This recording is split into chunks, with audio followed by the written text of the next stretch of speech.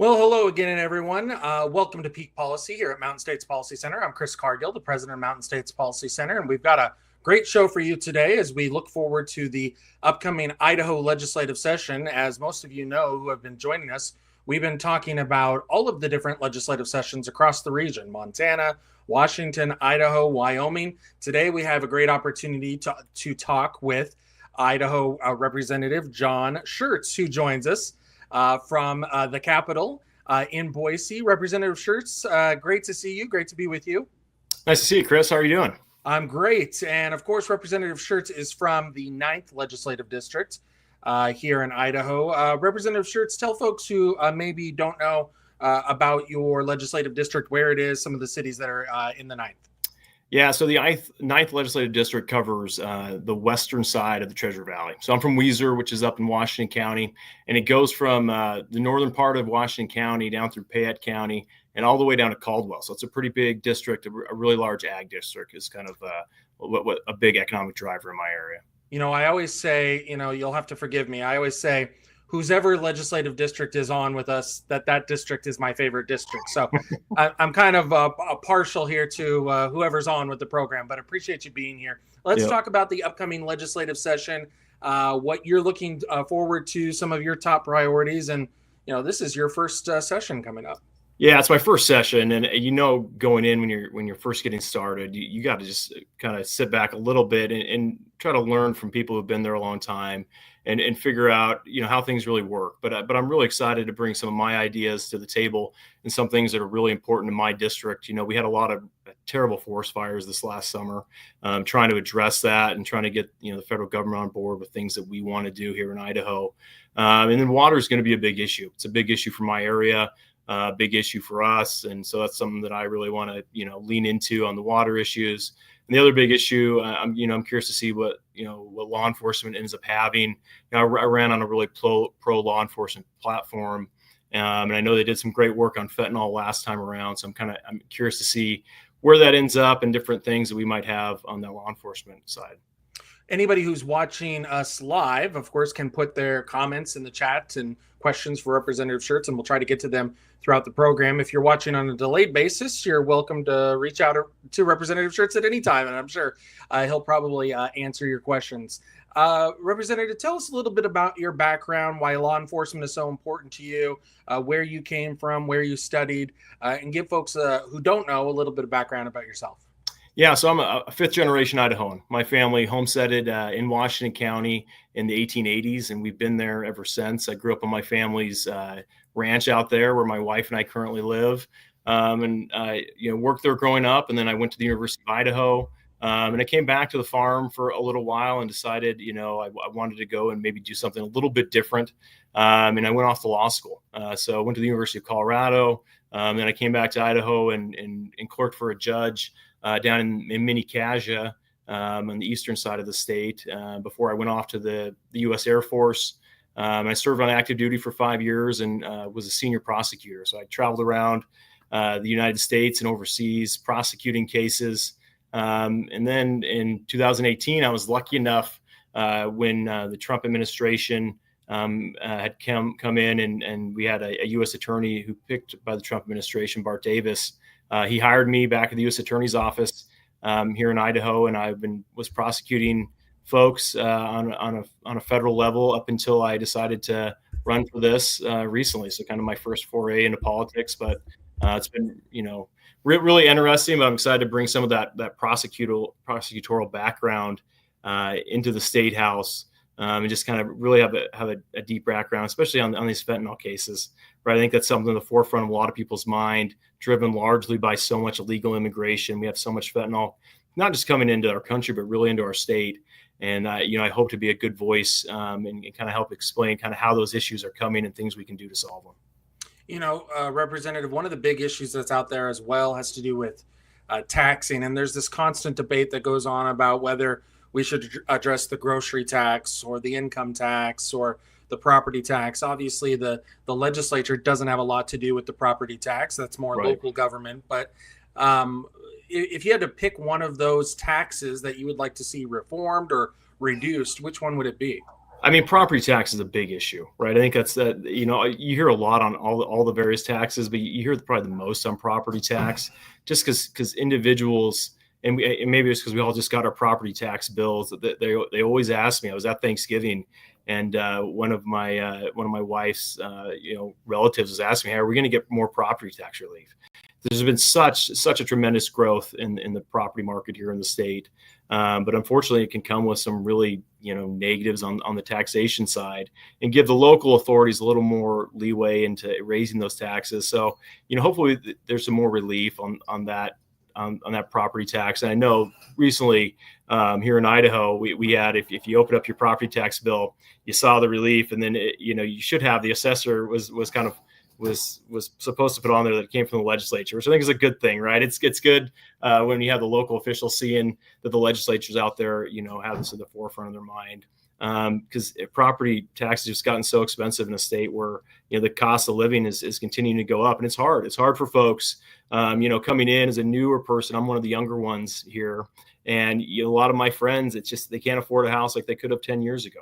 And it's hard to kind of get into the property market, and when taxes are high, it's just a greater inhibitor of that. Own a home. Yeah. So following up on that, Representative, so how do you balance the need for property tax reform without, as you say, basically incentivizing the local governments, the school districts, the others to basically just hike it right back up to make up the difference? I mean, it's obviously a huge challenge for a state that doesn't have a state property tax. And that's a difficulty. I think you think about the recent, property tax relief. A lot of that was supposed to go for school bonds, right? And it's like, okay, are you going to incentivize schools to do something that they wouldn't otherwise do? But I think trying to find some creative solutions and giving property tax reform without giving local government the ability to just kind of suck that money up.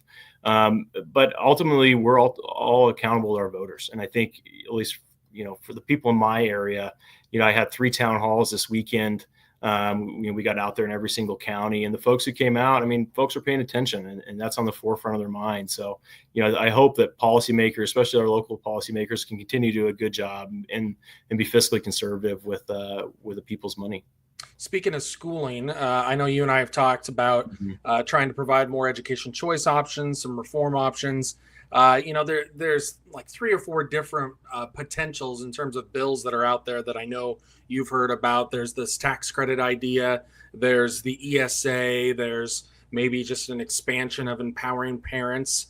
Again, kind of putting you on a spot here. If you had to choose one of those, which one would be your favorite? And then which one do you think is most likely to maybe get across the finish line this session? Yeah, I'm curious to see how the debate ends up coming out, right? And we've heard a lot about it. We haven't seen anything concrete yet. But I think Idaho has led in a lot of ways on school choice, charter schools, the ability to cross districts and things like that. And, I imagine we're going to see the next step of that. From my vantage point, a system where the government is involved in the least of the administration, like a tax credit, and puts the money back in a parent's hand to allow their kids to potentially have that choice to go to a different school, is something that I think looks better than others. And I imagine, if something does get across the finish line, I bet it would be in that realm. And I think a lot of it, like all these discussions, are going to come down to how much is being spent, right? I think as a fiscally conservative state, you never want to spend more than you have to. And I think in some way, folks can have this discussion of whether, hey, either for school choice or for public schools. I don't really see it like that. I think we can have good public schools. I think we can have, elements of choice in our state, and hopefully continue to lift kids up. Yeah, definitely. It is not an either or proposition, as you mentioned. And I think sometimes we get into this argument where, people say, well, you're either in favor of public schools or you're in favor of school choice. And just like you, Representative, we believe you can be in favor of both things. I know you've received a copy of I know it's hard to see with this virtual background here. Yeah, the manual. Our policy manual. Here we go. We'll just put it up on the screen. How about that? And if anyone else wants to read a copy of this, you can read the digital version on our website at mountainstatespolicy.org, or you can go to Amazon and get a copy there. It costs like $5, something like that, to print it and ship it to you. But 200 pages of very light reading, Representative, a lot of policy, a lot of details. as you've read that, as you've read items from other groups that are out there, as you get ready to bring in the next session, is there anything that has kind of surprised you? And then on the flip side of that question is, what is kind of perhaps making you a little nervous, if anything, as you head into the next session? I mean, I don't know if it surprises me, but we had a good breakdown on where a lot of the money's going. And I know you guys have done a really good job of picking individual school districts and showing us how money is spent, which is fantastic. I'm really actually looking forward to, I know you guys are releasing your polling here. Is it Thursday?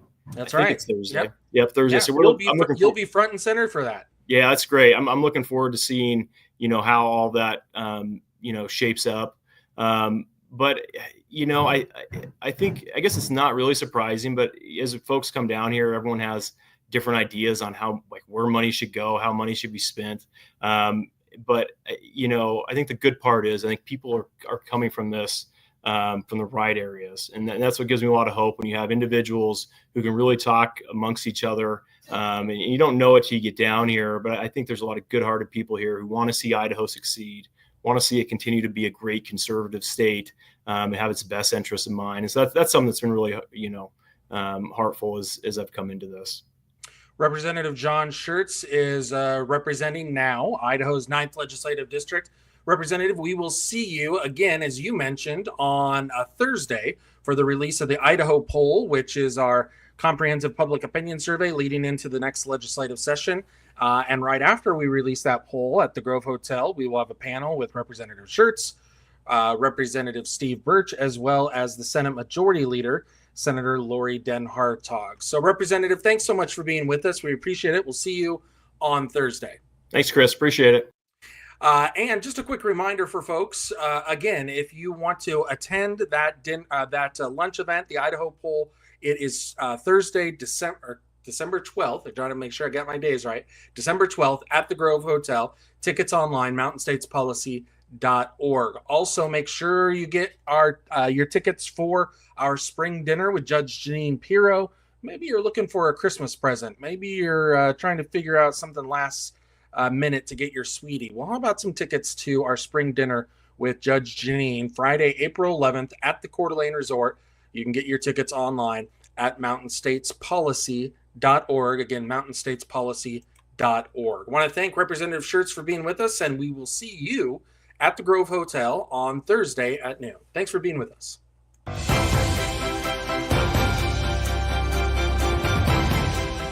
Thanks for watching Mountain States Policy Center. To stay up to date on the work of MSPC, visit mountainstatespolicy.org or find us on Facebook, Twitter, LinkedIn, and YouTube. Mountain States Policy Center. Free markets first.